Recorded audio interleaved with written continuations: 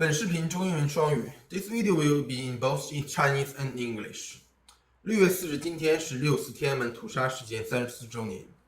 Today, on June 4th, is the 34 years anniversary of the Tiananmen massacre. 在1989年的今天，手无寸铁的抗议者遭受到了共产党独裁政府的屠杀。On that day in 1989, unarmed protesters were slaughtered by the communist dictatorship government. 这些政府嘴里所谓的暴徒，大多不过是20几岁的年轻学生和工人。What the communist dictatorship called mobs and mostly just young students and blue-collar workers in their 20s. 他们的抗议手段无非是游行和绝食。Their means of protest are nothing more than peaceful marching and hunger strikes. 他们的要求也仅仅只是民主、自由等普世价值。What they are protesting for is nothing more than democracy and freedom. 他们没有枪，也没有武器。They don't have AR-15 or Molotov cocktail. 然而，共产党政府派军队去用机枪和坦克去镇压。Yet the Chinese Communist government sends soldiers armed with machine guns and tanks to squash the protest. 在血腥镇压后，共产党政府对参与抗议的年轻人进行了进一步的迫害。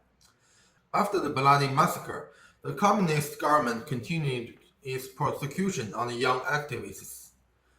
抗议参与者在中共官媒上被公开通缉。Warrants for the activists were broadcasted by the state-owned media. 参与抗议者或逃离中国，或被囚，或被处决。The activists were either executed or imprisoned or left China. 其中包括诺贝尔和平奖获得者刘晓波。Among those is the Nobel Peace Prize winner 刘晓波。由于中共对抗议者的迫害，事后无法对6·4事件死亡迫害人数进行准确的调查。Due to the prosecution of the protester by the Chinese Communist Party, there is no official investigation into how many protesters were killed or prosecuted on that day or later. 一些泄密出来的中国官方文件显示，仅当天在北京受到屠杀的平民就超过1万人。Leaked official documents suggest that at least 10,000 civilians were massacred that day in Beijing. 虽然6·4事件常被称作天安门屠杀，绝大多数的屠杀实际上发生在北京城西。Though it is often called the Tiananmen Square Massacre, the majority of the killing actually happened in the west part of Beijing. 同时，不止北京，在其他城市也有各种抗议活动和武力镇压行为。Also, the protest and violent crackdown was nationwide, not just limited to the capital Beijing. 不同的独裁领导人对于6·4事件的官方定义是政治风波或反革命暴乱。The Chinese official calls the protest and massacre as a political difference or rebellion, depending on which dictator is in power. 实际上，这是中国共产党用武力打下中国后的面对的第一次明确的对民主的大规模诉求。In reality, this was the first major protest for democracy since the Communist Party took China by military force. 在血腥的镇压后，共产党的独裁统治有30多年没有受到大规模的挑战。After the bloody crackdown on the protest, the communist dictatorship was mostly unchallenged for over 30 years. 直到2022年年末的白纸运动，追求民主的口号才再一次在全国响起。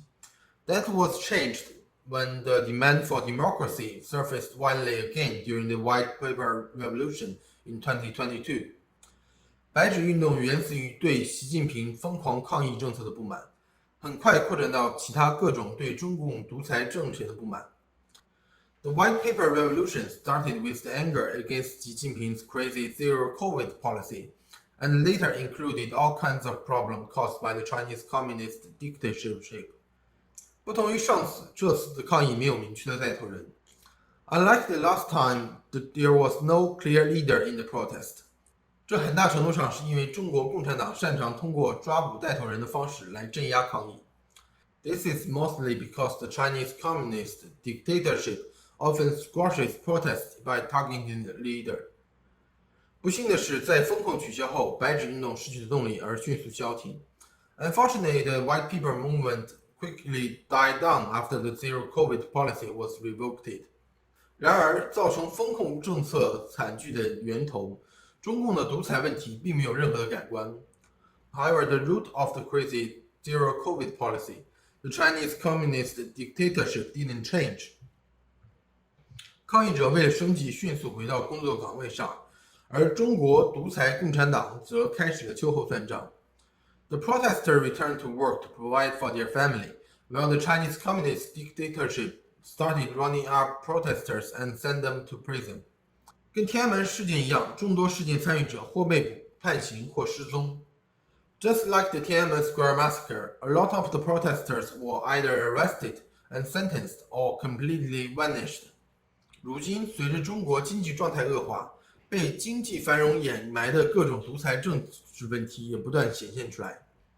Nowadays, with the Chinese economy going down the drain, the flaws of the Chinese dictatorship are starting to emerge again behind the booming economy. 共产党武力镇压和平抗议的一个重要副作用是，人民不再相信和平抗议有用。A major drawback of cracking down peaceful protest with force is that the people no longer believe that peaceful protest works. 人民遇到问题时只好选择暴力。The people turn to violence when they have a problem. 通常在民主国家，纳税人在面对政府或社会不公的时候，会选择抗议或上诉。In a democratic country, when facing social injustice or abuse of political power, people will either protest or sue. 在独裁中国，这种方式只会把自己送进监狱。In the Chinese dictatorship, these measures will only land you prison. 因而面对不公，一些人承受不了，最终选择了屠杀官员等极端方式。That is why some people, when facing injustice, no longer able to bear it, chose the extreme measures such as slaughtering the whole family of the local government officials. 像6·4屠杀事件那种武力镇压根本解决不了任何问题，只是把问题推后了。Brute force on protest does not solve anything. It is like the dictatorship's version of procrastinating. 如果喜欢这篇文章，请订阅、分享支持。If you like this video, please like, subscribe, and share. Thank you.